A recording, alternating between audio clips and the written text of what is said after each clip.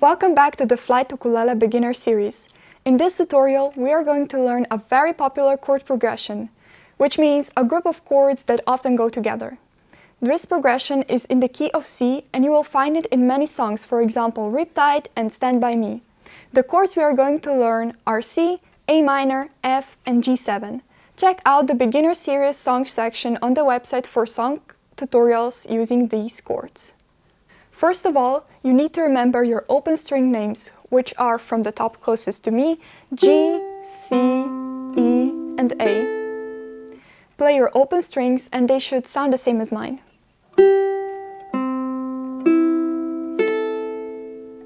If they sound different, you probably need to tune your ukulele. If you don't know how to tune your ukulele, go back and check Elise's video in the Beginner Series Flight School 101. It's time to learn your first chord, the C chord. Use the ring finger, not the index finger, and press down on the 3rd fret of the A string to play this chord, as it makes it easier to transition to other chords later. Strum down through the strings. How does it sound? Does it sound like mine? Then you're doing it right. Make sure you use the tips of your fingers and not the pad of your finger when pressing down chords, so you don't accidentally touch other strings. We are now going to transition to an A minor chord using the middle finger on the 2nd fret of the G string, like this.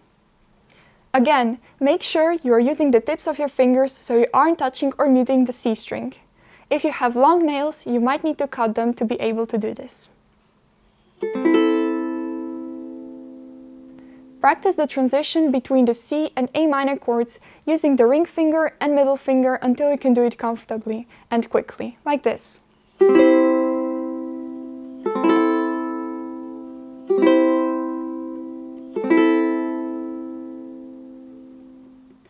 To play the F chord from your A minor chord, you leave your middle finger where it is and put the index finger down on the 1st fret of the E string like this. Again, pause the video and practice that transition between A minor and F until you are comfortable with it.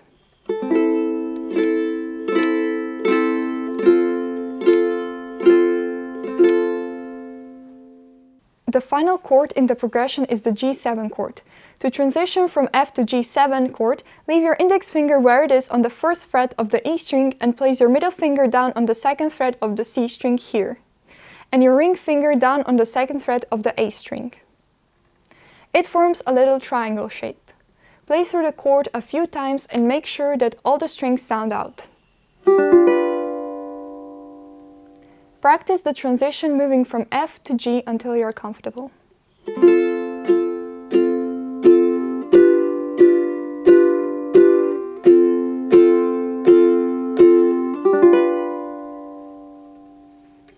Now, try moving from the G7 back to the C. Lift up all your fingers apart from the ring finger and slide down 1 thread on the 3rd fret of the A string. Practice this transition a few times until you are comfortable.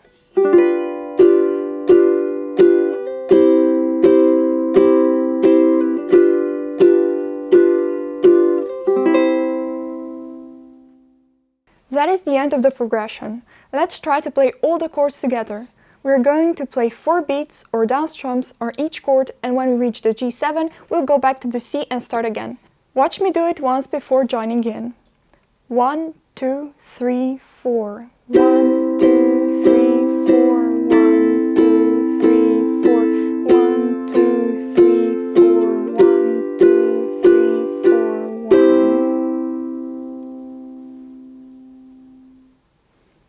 Now you join in. C, A minor, F, G7, C, A minor, F, G7, C. How did you do? Let's try it with a down, up, down strum too, like this. 1, 2, 3, 4. 1, 2, 3, 4. 1, 2,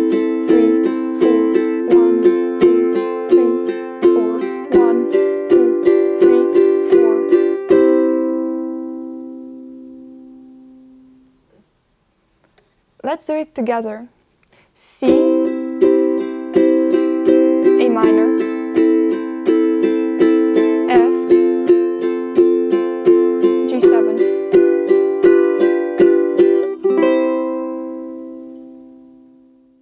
Remember, always play slow enough that you don't have to pause.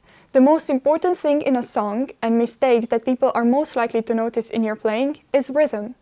You can use a metronome to help you keep your rhythm. There are lots of apps available to help you do this. Well done!